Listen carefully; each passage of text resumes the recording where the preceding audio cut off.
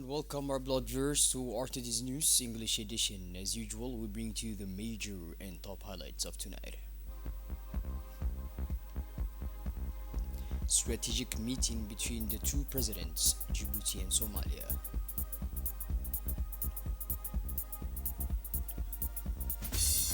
And on international scene, Israeli army brigade commander killed in Jabalia, Gaza. Those were the major and top highlights. Welcome back to our newsroom, our blood viewers. The President of the Republic, His Excellency Mr. Ismail Umar Gelle, held a working meeting with his Somali counterpart, Mr. Hassan Sheikh Mohamud, on Monday, October 21 at the Presidential Palace. During the session, the President of the Federal Republic of Somalia praised the efforts of the President of the Republic to establish peace and security in Somalia. The President also praised the role of the Djibouti Defense Forces and the Somali Armed Forces to as well as the role of the African Union troop contributing countries in the fight against terrorism. The two heads of state exchanged views on the security situation in Somalia and the region, emphasizing the need to respect Somalia's sovereignty, territorial integrity, and unity, as well as the maintenance of peace, security, and stability in the Horn of Africa. The two sides welcomed the establishment of the new African Union mission for the support and stabilization of Somalia and commended the achievements of its president. They insisted that the mission should start on 1st of January 2025. The heads of state emphasized the need for the African Union to have sustainable funding. They also noted the importance of providing adequate support for the implementation of the Somali Security Development Plan and strengthening the capacity of the Somali security forces, calling on the international community to support the enhancement of these capacities to ensure a smooth transition at the end of the African Union mission in Somalia.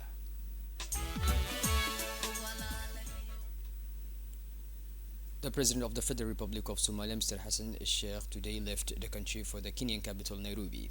The President's visit to Djibouti is part of a tour of countries contributing to the African Union mission in Somalia.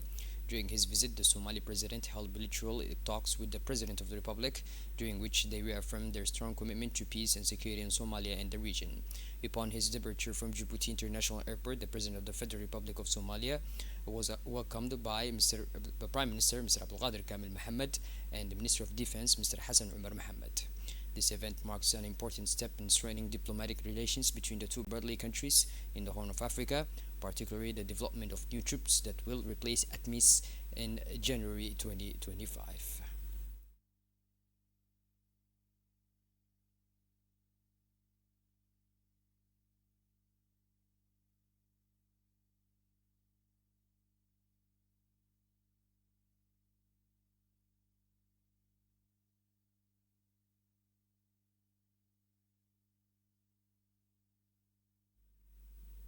The President of the Republic, Mr. Ismail Umar Geli, mourned with great sadness the late Mohammed Adan Wa'ez, known as Shai, former consul of Djibouti in Jeddah, who was a well-known and beloved figure, widely appreciated by his compatriots. In a cable of condolences sent to the family, relatives, and friends of the deceased, the President of the Republic said, I received with shock and amazement the news of the death of the late Shai, who was a prominent figure on the public scene in Djibouti and a courageous patriot.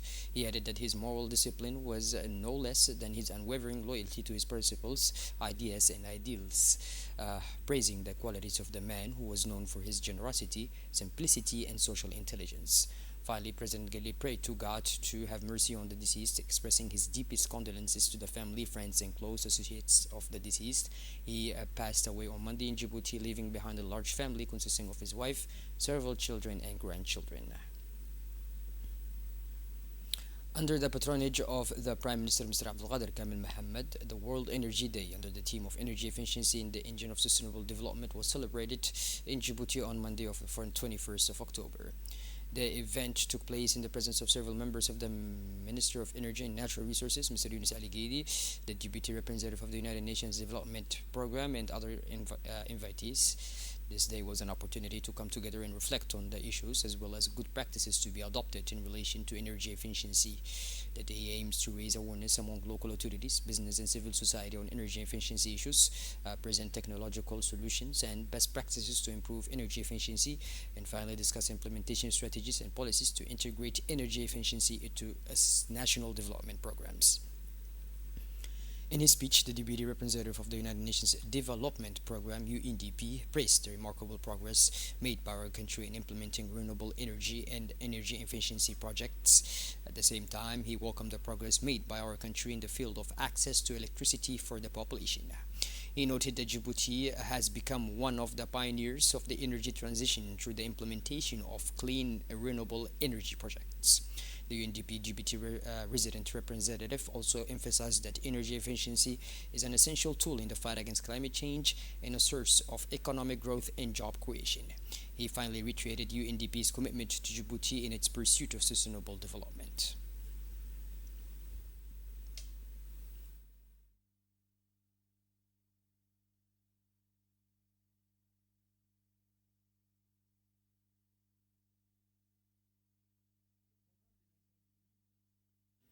Natural Resources expressed his satisfaction with the commemoration of World Energy Day, which is an ideal opportunity to bring about a change in the behavior of citizens in general in the field of energy.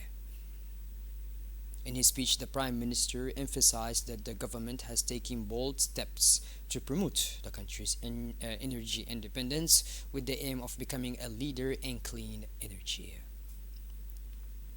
From 14th of October to 17, Minister of Health Dr. Ahmed Roble participated in the 71st session of the Eastern Mediterranean Regional Committee in his capacity as Vice Chairman of the committee, which was held under the theme of Health Without Borders. On the sidelines of the session, the WHO Regional Committee for the Eastern Mediterranean adopted several points, including the Eastern Mediterranean Regional Operational Plan for the years 2025 and 2028, and key initiatives that will contribute to accelerating progress in three priority areas.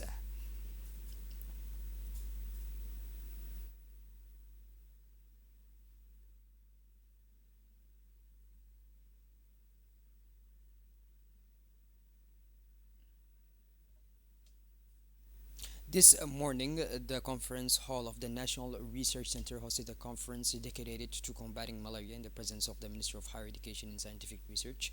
The event was organized online through Zoom, allowing for vast participation by researchers. Organized by the Medical Research Institute in collaboration with the International Center for Engineering and Biotechnology, the conference brought together local and international experts to showcase their knowledge on critical topics. These conferences aim to raise awareness and strengthen the capacities of health workers in their fight against malaria, which remains a major public health challenge, particularly affecting vulnerable groups, including young children in rural and pre-urban areas of Djibouti.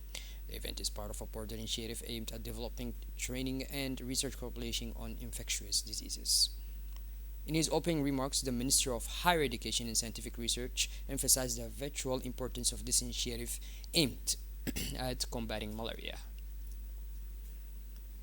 Within the framework of the capacity building program of the Djibouti Stability and Quality, the 2024 an awareness workshop was held today at the Sheraton Hotel. The event aims to enhance the capacities of DNA experts in the technical work of Standards and Methodology Institute of Islamic countries and raise awareness among key players in the agri-food sector.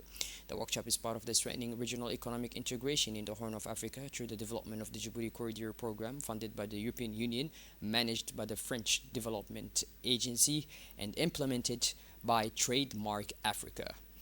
The workshop brought together experts from the Agricultural Development Network and representatives from the private sector, as well as the governmental and non-governmental stakeholders from the agri-food sector in the Republic of Djibouti.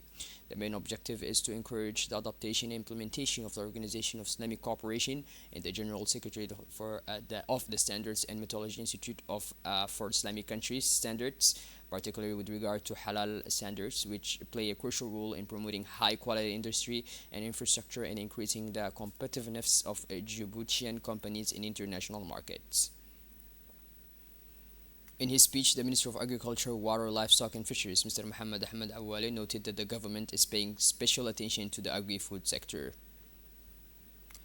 The Minister of Trade and Tourism, Mr. Mohammed Warsim Mediri, emphasized that halal products constitute a significant share of a global market trade and have a market potential of 7 trillion US dollars. The Djibouti multi-service port today welcomed the Ash Dolphin ship, which will unload 151 containers, marking a historic first for the shipping line.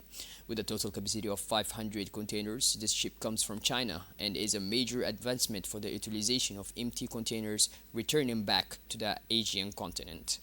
The main objective of this initiative is to improve the utilization of empty containers in Djiboutian ports, enhance trade exchanges with Asia, and reduce logistics costs for our customers, particularly from Ethiopia. The arrival of this vessel comes as a result of fruitful consultations made by the Djiboutian delegation from the Djibouti multi-service port, which visited China last June. The ship was chosen to cooperate with the Djibouti port for its efficiency and speed of operations carried out in our ports, as well as its strategic location. This new shipping route opens up promising prospects for Djibouti's economic development by enhancing trade exchange and attracting new international partners. The multi-service port of Djibouti continues to show itself as a major player in maritime transportation in East Africa. To celebrate the arrival of the vessel, the general manager of the Djibouti multi-service port, Mr. Jama Ibrahim Darar, and the commercial director, Mr. Ali Ahmed Ouled, as well as the operations and maintenance managers, officials from Djibouti, Shopig, and Chinese partners were present. Djiboutian multi-service port officials also visited the ship, where they received valuable information about it. Moving towards the north now, the Lisela Association celebrated the success of its annual Artisan Showcase Day on October 20th. It's part of the USAID funded support project. The event was held at the association's headquarters in Oboch and attracted a large audience, highlighting the rich artisanal heritage of our region. Talented artisans from the region showcased a variety of works ranging from decorative frames and napkin boxes to decorative seals and other handicrafts. Visitors had this opportunity to admire and purchase unique pieces, as well as participate in interactive demonstrations. Shifting towards the international scene now, the Israeli army announced last night the death of a brigade commander in the northern Gaza Strip. The commander of the Israeli Army's 401st Armored Brigade, Colonel Ihsan Daksa, was killed in fighting in the north of the Gaza Strip. By this, our blood viewers, we finally conclude this edition. Thank you for being with us, and make sure to tune in later for more as usual. Take care.